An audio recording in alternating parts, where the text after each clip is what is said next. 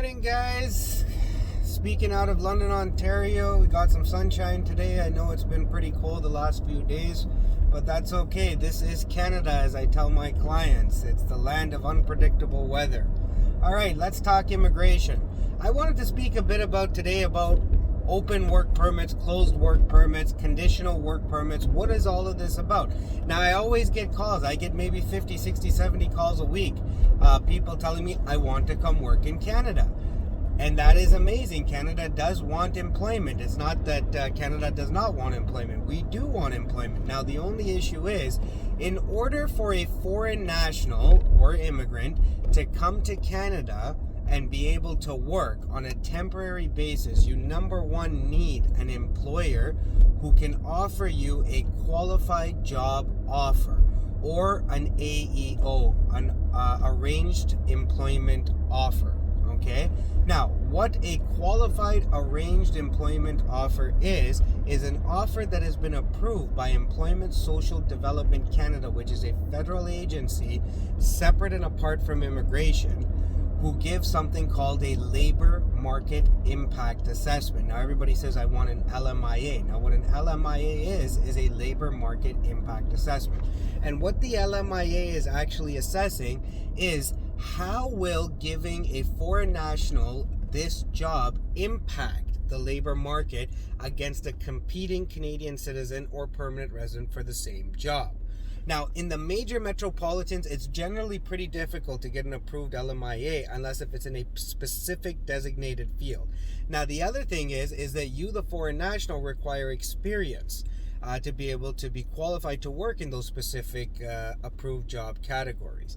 Now, the main thing is if you want to come and work in Canada as a foreign national, you would have to get an approved labor market impact assessment, and then you can file for a work permit to Immigration Canada. Those are called closed work permits. That means you are coming to work for a specific employer, and that is the only employer you can work for the duration of your work permit, unless if you change the conditions to a new employer. Okay?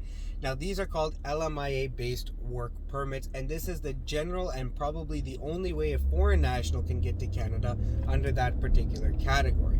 Now, there are open work permits, but these open work permits are generally used for students who have come to Canada, completed their studies, and then they get something called a postgraduate work permit, which is an open work permit.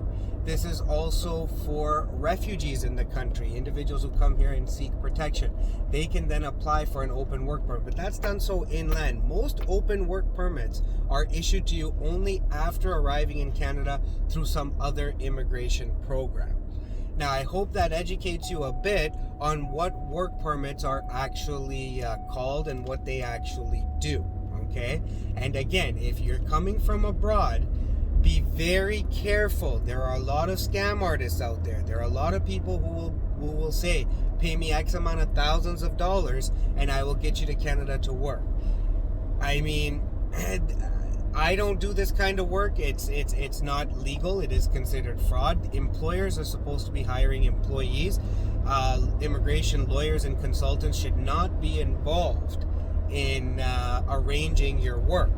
Okay? And if they are, it should not be for a fee. The only fee they should be charging is their immigration service fee or legal service fee.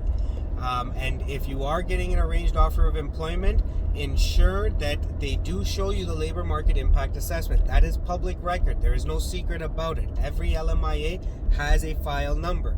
Check that file number with Employment Social Development Canada. All right, guys, have a great day. I hope that was helpful. And hey, if you like these videos, if they are helpful, please like, please subscribe. I appreciate the support. Have yourselves a great day, guys.